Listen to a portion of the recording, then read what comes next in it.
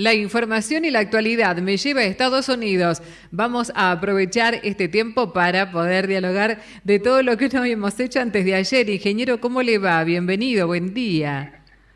¿Qué tal, Adriana?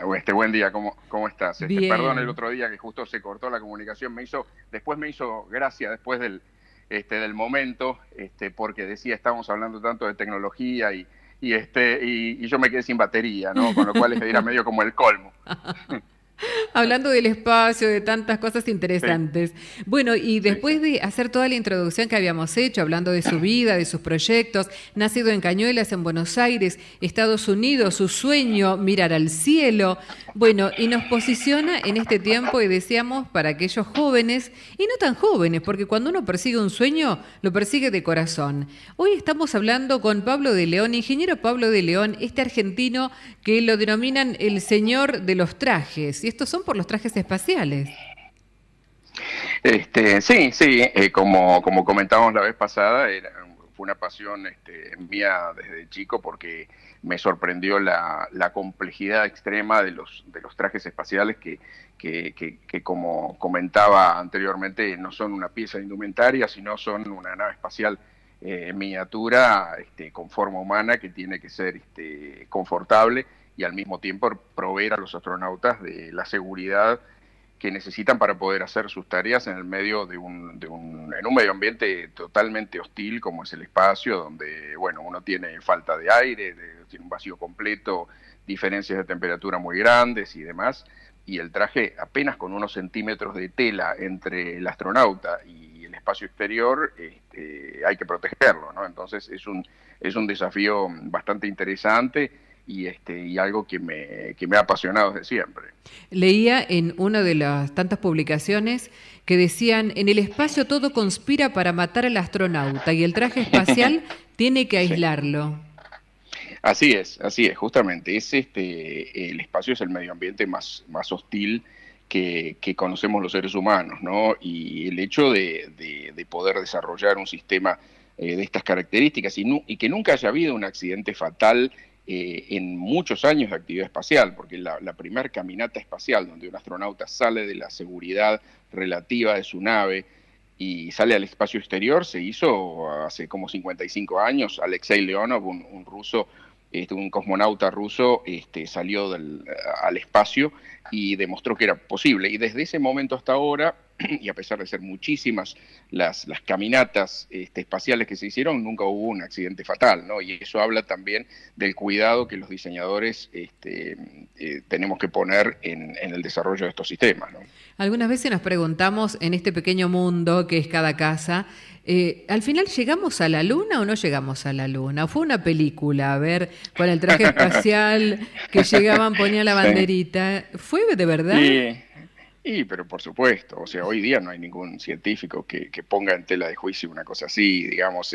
Lo que pasa es que pasa con muchos otros temas, qué sé yo. Hay gente que habla de que hay un monstruo en el lago Ness en Escocia, o hay otro o que hay duendes en la Patagonia, o que hay, qué sé yo, creencias que en realidad desafían, digamos, todo raciocinio, y sin embargo hay gente que lo sigue diciendo, pero eso no tiene el menor asidero. Vos fíjate que los primeros que hubieran salido a desmentir si hubiera habido algo raro hubiera sido Rusia, o sea, la Unión Soviética, que justamente era el enemigo declarado de los Estados Unidos en la época de la Guerra Fría, y ha habido naves espaciales de otros países que han ido y han explorado con fotografías los sitios de descenso lunar. Aparte de eso, o sea, es una cosa que realmente no tiene sentido. Casi 500.000 de personas trabajaron en el programa Apolo. O sea, es imposible mantener en secreto una cosa mucho más chiquita que eso. Imagínense una cosa de esas dimensiones, ¿no? Ujú. Este, es me hace gracia porque había gente que decía que la NASA había contratado un famoso director que se llama Stanley Kubrick, que hizo, entre otras Exactamente. películas, Sí, 2001 Dice del Espacio y otras, para sí, hacer el alunizaje, ¿no? sí. Entonces, a mí cuando me lo preguntan, yo digo que sí, que efectivamente lo contrataron a Stanley Kubrick, pero como él era tan meticuloso, tuvieron que ir a la Luna a filmarlo. Este, Sí, hasta de la banderita decía, no, mira que la banderita está estática, no tiene movimiento porque no puede, porque la atmósfera, bueno, porque la sí, gravedad. sí. Sí, lo que pasa es que en realidad son tonterías, porque la gente que hace ese tipo de análisis es gente que no tiene en cuenta que en un ambiente diferente a la Tierra las cosas se mueven de una manera distinta, el efecto de la falta de viento en la Luna y otra cantidad de cosas que tienen que ver con la gravedad y cómo se distribuye la luz hace que al tratar de analizar una fotografía con criterios terrestres fallen, ¿no? Entonces, son tonterías que yo la verdad me lo tomo como una cosa graciosa, ¿no? Ingeniero, Es como pensar en... ¿y Sí, usted los trajes qué hace? ¿Se los prueba a sí. usted? ¿Se los prueba a otros? ¿Cómo es el tema de poder hacer un traje? No, usualmente yo trato de empezar probándolos yo porque así uno puede tener la oportunidad de primera mano de saber si algo está funcionando mal digamos, siempre trato de hacer una prueba primero yo antes de poner a otras personas adentro, ¿no? Ujú. Claro, como corresponde. Primero uno como buen científico también, no tan solo ingeniero. Un científico siempre está probando a ver qué pasa con esta posibilidad de creación.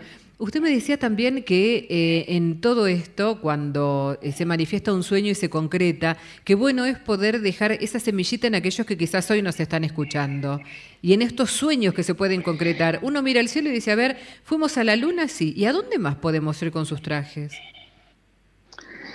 Sí, en realidad podemos ir a todos lados, ¿no? Yo creo que estamos dando los primeros pasos en esta exploración tripulada de la humanidad. Es un nuevo momento de la historia de la humanidad, en el sentido de que muchos chicos que están ahora en la escuela primaria, en la escuela secundaria, van a tener la posibilidad de ser los primeros que pisen el planeta Marte, y eso de alguna manera marca un antes y después en nosotros como especie de alguna manera, porque ya empezamos a esparcirnos en el universo también, ¿no? Deja de ser la Tierra el lugar que si bien es el lugar que nos vio nacer, pero no necesariamente el lugar en donde vamos a seguir por siempre, ¿no? Ya hace 20 años que hay seres humanos que están viviendo en la Estación Espacial Internacional, no los mismos, por supuesto, cada 6 meses se van reemplazando, pero quiero decir, hay una presencia humana constante hace 2 décadas en el espacio, en la Estación Espacial Internacional.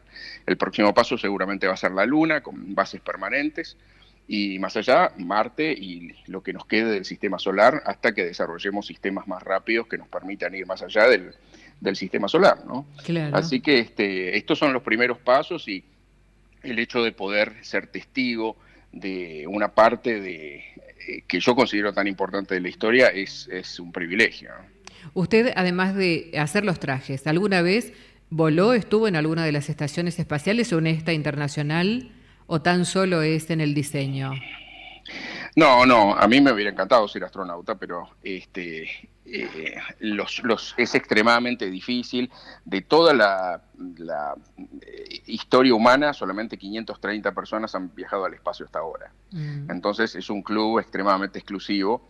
Por ejemplo, la última vez que la NASA solicitó astronautas, tenía espacio para 10 personas y aplicaron 14.500. Uf. Entonces, es extremadamente difícil hacerlo. Sí he volado en gravedad cero a bordo de un avión especial de la NASA, que se llama el KC-135, que es un avión que hace parábolas de gravedad cero justamente para el entrenamiento de astronautas y para la prueba de experimentos y demás. Y ahí hice 80 parábolas en gravedad cero, que es una experiencia totalmente desconcertante, ¿no? Porque de pasar a siempre estar afectado bajo la fuerza de gravedad en un sentido u otro, desde que nacemos, y de repente estar flotando en el medio de la nada, es una sensación bastante rara que uno tarda en acostumbrarse, pero muy, muy interesante, ¿no? Y donde se pueden hacer una cantidad de cosas que aquí en la Tierra no se pueden realizar. Ingeniero, Daniel lo saluda. Los ¿Qué tal, Daniel? astronautas, ¿cómo le va? ¿Cómo anda usted? Bien. Los astronautas se golpearon, uno de ellos se golpeó, ¿no? Pero Sí, además usted sí, hace una explicación sobre lo que ocurre con la gravedad cero, es decir, esto de un golpecito, ¿no? sí. Que tuvo un astronauta, y de cómo también el cuerpo humano se atrofia por lo de la gravedad cero. ¿Qué nos puede decir con respecto a Sí. esto? Bueno, con el tema del golpe del astronauta del otro día, al principio cuando uno recién pasa pocas horas en gravedad cero, como fue el caso de estos astronautas, que si bien ambos eran veteranos, cuando uno vuelve a estar en gravedad cero tarda un día o 2 días en acostumbrarse a calcular las distancias. Ujú. Entonces, cuando el astronauta pasó de la nave SpaceX a la Estación Espacial Internacional, sin querer, mientras estaba flotando, con la inercia de empujarse desde la cápsula para poder recorrer el espacio del túnel, no calculó bien y se golpeó con un filo de la puerta, es el airlock en realidad, es una especie de esclusa de presión Ajá. de la estación espacial, y se hizo un pequeño corte que por suerte fue una cosa menor, que bueno, no necesitaba puntos, etcétera, ¿no? Porque los puntos se los iban a tener que aplicar sus compañeros, ¿no? Ahí Claro. uno no puede parar en la salita, tiene que resolverlo ahí arriba. Pero bueno, ese es un tema. Y después, en cuanto a la forma que la falta de gravedad afecta al cuerpo humano, sí, es en una serie de diferentes temas, ¿no? Uno es la gravedad aquí en Tierra, de alguna manera nos está empujando para abajo, y eso hace que nosotros tengamos que hacer un esfuerzo con el sistema óseo y en el sistema muscular para Ujú. poder caminar o para poder desplazarnos o movernos de un lado para el otro, etcétera. Así como le pasa a la gente que tiene que permanecer en cama por largos periodos de tiempo debido a una enfermedad, los músculos se debilitan y los huesos se debilitan. Claro. Entonces, si uno fuera a estar en el espacio el resto de su vida, esto no sería un problema, pero el tema es que los astronautas llega el momento que tienen que volver a Tierra. Y en ese regreso a Tierra es donde se produce el problema de la readaptación para que puedan, de alguna manera, casi aprender a caminar otra vez y fortificar sus músculos. Por eso, los astronautas tienen que hacer todos los días al menos 2 horas de ejercicios muy vigorosos en la estación espacial con unas máquinas especiales que pueden funcionar en gravedad cero. Y Ujú. estas máquinas, de alguna manera, mantienen la musculatura y mantienen la tensión en los huesos hasta cierto punto, y mantienen el corazón también latiendo al ritmo que les va a ser necesario para que el día de mañana, cuando regresen a Tierra, esa adaptación no sea tan larga, ¿no? O sea, Claro. es algo que se ha aprendido a lo largo de las diferentes misiones, porque las primeras misiones donde los astronautas, de repente después del programa Apolo, que pasaban 10 días o pasaban una semana en el espacio, volvían tan debilitados que los tenían que ayudar para salir de la cápsula. Claro. Entonces los científicos dijeron, bueno, esto si hacemos mayor duración va a ser peor, hasta qué punto vamos a poder seguir mandando gente al espacio. Y ahí es Ujú. donde se descubrió este tema del ejercicio, que es la forma de poder contrarrestar estos efectos. Ingeniero, ¿tuvo miedo usted? Porque usted relató por YouTube, por un canal, relató justamente lo que estaba pasando con el lanzamiento el sábado a fines de mayo, ¿no? Estaban transmitiendo, bueno, relatando más o menos lo que estaba pasando, ¿no? Con el lanzamiento de Sí. este cohete. ¿Tuvo miedo en algún momento? ¿Qué le pasó? ¿Cuál era la sensación en esos momentos? Porque nosotros los que estábamos en la televisión estábamos muy atentos, muy pendientes de cada Sí. detalle que se relataba, ¿no? Sí, es un momento complejo cuando se produce un lanzamiento, porque los astronautas se están sentando arriba de una explosión controlada, de una gran cantidad de combustible, altamente inflamable, que de repente se enciende y ellos empiezan a subir, ¿no? Y yo he tenido la mala fortuna de ver un accidente fatal del transbordador Columbia, donde el transbordador se desintegró en el reingreso y se perdieron los 7 astronautas.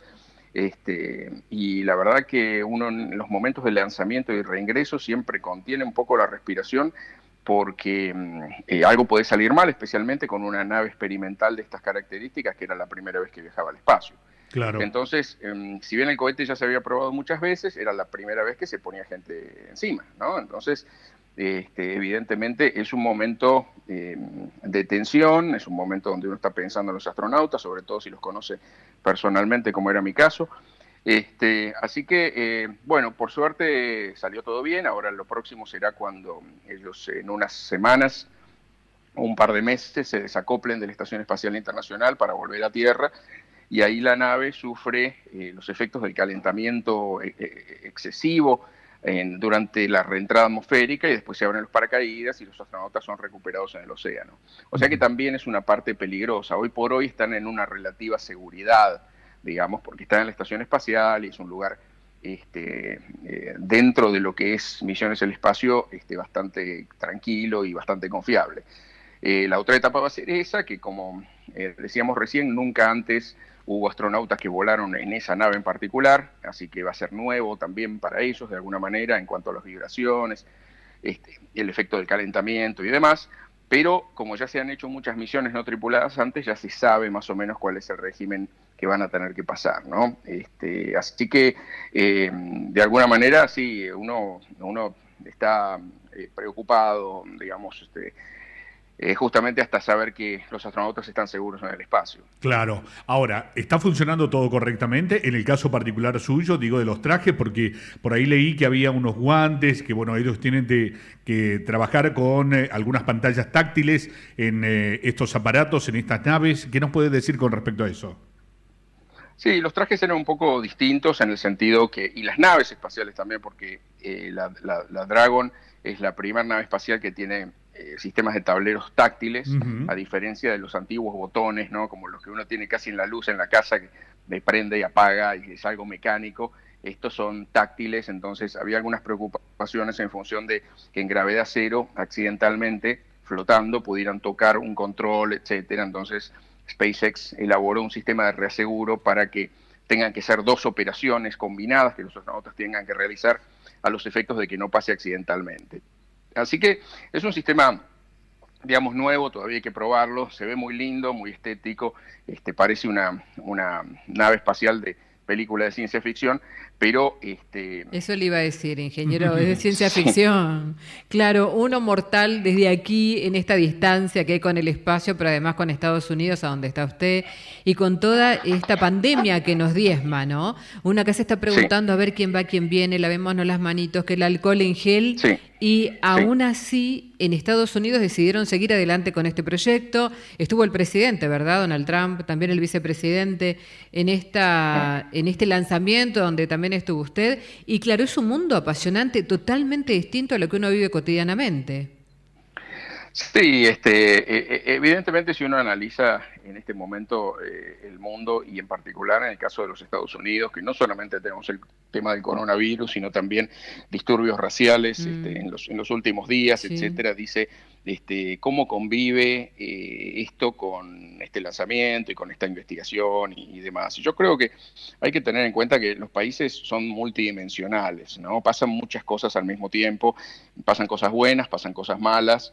Y hay que analizar, Estados Unidos es un país de más de 320 millones de personas, con lo cual es todavía mucho más complejo y tiene muchas más dimensiones de las que tiene Argentina, que tiene el 10% de esa población. Y ahí pueden convivir, digamos, cosas tan diferentes como estas que estamos relatando. Además, recordemos que este lanzamiento es el fruto del trabajo de 10 años de SpaceX y la NASA, para poder realizar esto, no es algo, digamos, de los últimos meses, ¿no? Claro. Con lo cual, a veces las cosas se dan en un momento determinado que quizá no sería el mejor, porque evidentemente lanzar astronautas al espacio en un vehículo experimental en el medio de una pandemia, que todo el mundo tiene que estar usando barbijos y cuidando las distancias, etcétera, es mucho más complejo de lo que sería en una situación convencional, digamos, ¿no? Claro. Pero igual de todas maneras yo siempre trato de ser optimista y digo, bueno, el progreso tiene que continuar.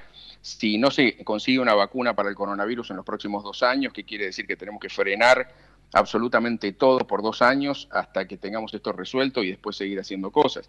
Entonces, hay algunas cosas que tienen que continuar. Los astronautas que están arriba en la Estación Espacial Internacional necesitan recambio, necesitan repuestos, necesitan comida, no se los puede dejar varados ahí en el espacio porque hay coronavirus en tierra. Entonces, hay determinadas cosas que hay que, bueno, hacerlas igual, con los mayores cuidados, pero hay que seguir, ¿no? Claro.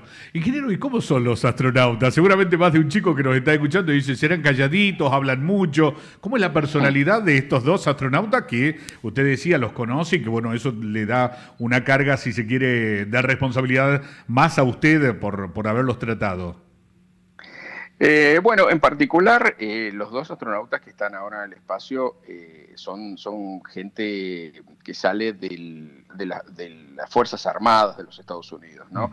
Con lo cual, en el cuerpo de astronautas de la NASA hay muchísimos tipos de gente, porque algunos son más que nada científicos, otros son más que nada pilotos militares, como es el caso de estos 2, otros son gente, son médicos, o sea... Y también hay una gran variación en cuanto a personalidades, ¿no? Y estilos y demás. estos dos astronautas son, digamos, lo que uno usualmente se imagina cuando dice la palabra astronauta, ¿no? Son gente más bien sobria, seria, Metódica, digamos, ordenada, metódica, gente sí, muy entrenada, porque era gente que disciplinada. volaba, claro, disciplinada, Claro. volaban aviones de alta velocidad, gente que sabe, digamos, aprender y utilizar los reglamentos. Entonces, es gente, digamos, eh, muy acostumbrada a seguir órdenes también, o sea que es lo que Ujú. uno se imagina cuando habla de un astronauta así tipo militar, etcétera. Pero en realidad en el cuerpo de astronautas de la NASA hay toda clase de gente, están los bromistas, están los graciosos, están los muy parcos, es como la vida misma, porque de alguna manera es un mosaico de la sociedad de los Estados Unidos, ¿no? Tenemos, Este, tenemos oyentes que también son apasionados de todo lo que pasa en el espacio. Me hablaba alguien de Blue Origin, de todo lo que sí, viene haciendo. Bueno, me sí, envió algunos recortes y me pregunta este oyente, se llama Jorge, que le pregunte, sí. ingeniero, si lo conoce a Elon Musk y cómo piensa. Sí, lo conozco. Sí, lo conozco. Lo conozco porque una vez nos cruzamos, nos dimos la mano y hablamos 5 minutos, nada más, cuando yo estaba haciendo la consultoría para SpaceX. También, Elon Musk es un personaje de lo más extraño, ¿no?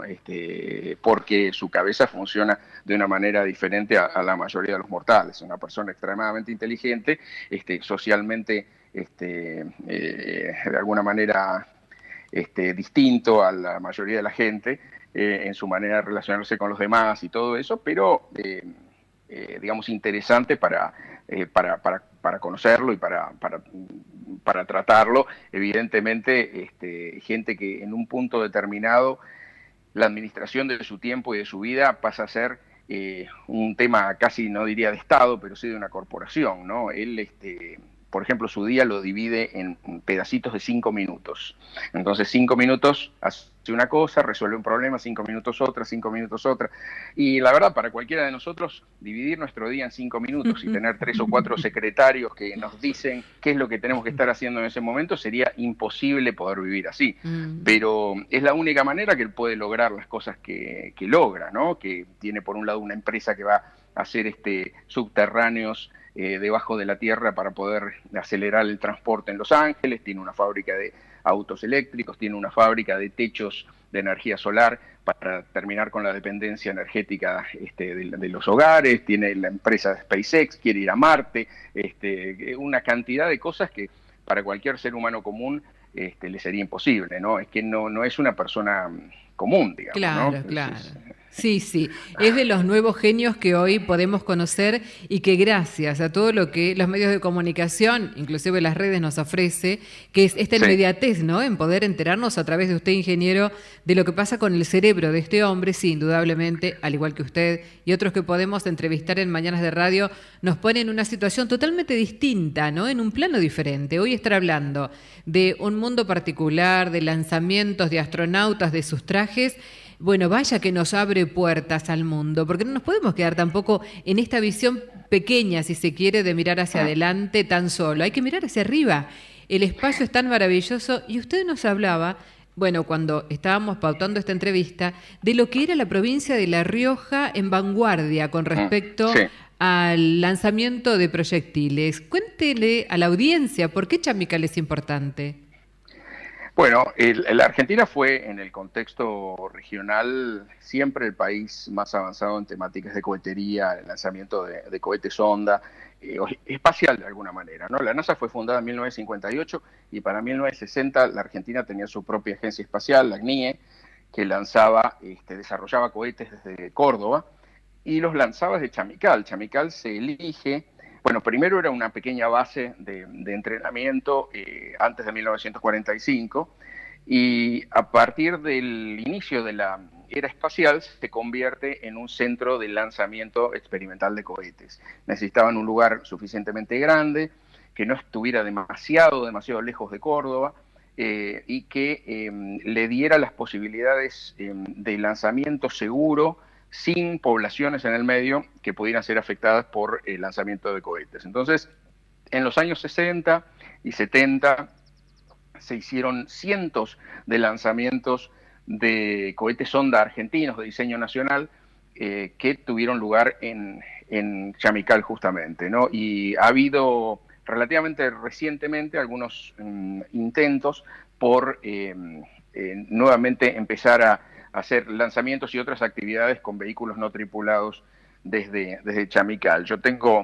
contacto con gente de Chamical en este momento que quieren hacer una sala temática para contarle a la gente un poco todos los lanzamientos que se hicieron en su momento y todo eso, así que les estoy recolectando material y demás sobre lanzamientos pasados porque quieren justamente traer la historia de todo lo que se hizo ahí para poder mostrárselo al público, ¿no? ¿Por qué no seguimos con eso? ¿Qué pasó? Bueno, muchos vaivenes en el país en general y esos vaivenes afectaron a la ciencia y a la tecnología como afectaron a muchísimas otras áreas de la vida argentina, ¿no? Yo me acuerdo cuando yo era chico, a mí jamás se me ocurrió que yo iba a terminar trabajando en Estados Unidos, jamás ni me pasó por la cabeza. Y cuando yo termino el industrial y decido ir a estudiar a Estados Unidos, era ir y volver. O sea, yo me venía y me volvía para poder trabajar en cohetes argentinos, que eran los que se iban a estar haciendo, ¿no? Porque yo de chico decía, bueno, si la Argentina ahora está mandando un mono o está mandando una rata al espacio, como lo hizo en los años 60, para cuando yo sea grande, vamos a estar lanzando astronautas argentinos en el espacio desde Chamical y desde Mar Chiquita, etcétera, porque era la evolución natural que un país que hace este tipo de desarrollos está obligado a hacer. Claro, ¿no? Claro. La historia de alguna manera me pegó un cachetazo, ¿no? Porque de alguna forma no fue así y bueno, el desarrollo espacial que había tenido la Argentina en esos años tuvo tantos vaivenes que al final nos terminamos quedando en el camino y si hoy día todavía seguimos haciendo satélites científicos o satélites de comunicaciones, es por la persistencia de los especialistas argentinos que siguen empeñados en seguir trabajando en esto a pesar de las iniquidades y de lo pendular de estas políticas. O sea, la política espacial, por ejemplo, en Estados Unidos, son políticas de Estado. No hay presidentes más disímiles que Obama o Trump, ¿no? No hay presidentes que estén más opuestos. Sin embargo, ambos dos, desde el primer momento, apoyaron a la NASA, trataron de agrandar su presupuesto, en todos sus discursos públicos hablaron de mejorar las investigaciones, los caminos para las investigaciones, mejorar el presupuesto, etcétera. Entonces, ¿cómo puede ser que dos presidentes tan distintos, tan completamente ideológicamente diferentes, digan lo mismo, piensen lo mismo y hagan lo mismo? Porque son políticas de Estado y a nadie se le ocurriría, cualquier candidato a presidente de Estados Unidos que diga mi plataforma de gobierno, entre otras, es que voy a cerrar la NASA, no lo vota ni su mamá, porque son cosas que están tan incorporadas, impregnadas, claro. incorporadas en el pensamiento de los Estados Unidos, que jamás nadie se le ocurriría. Entonces, creo que eso es lo que quizás sería importante tener en cuenta, ¿no? Hay que establecer políticas de largo plazo. Estos no son programas que se pueden hacer en un periodo presidencial, ¿no? Claro. Esto de SpaceX lo empezó autorizando Bush hijo, lo continuó Obama y lo inauguró Trump. O sea, 3 presidentes, ¿no? La idea de darle a empresas privadas el acceso al espacio. Estas son las famosas políticas de Estado, ingeniero. Así es, claro. Así es. Ingeniero, ¿conoce Chamical? Lamentablemente nunca he estado en Chamical.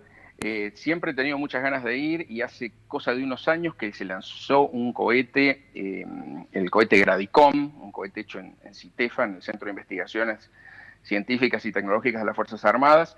Lo lanzaron en Chamical. Yo en ese momento estaba haciendo pruebas con trajes espaciales acá en Estados Unidos y no pude ir, pero llegó un experimento que hicieron conmigo, un experimento que llevamos a través de la Asociación Argentina de Tecnología Espacial, lo llevó ese cohete. O sea que tuve muchos amigos que estuvieron en la campaña de lanzamiento y me mandaban fotos y videos de todo, pero es una asignatura pendiente y espero que quizás el año que viene me pueda hacer una escapada hasta allá.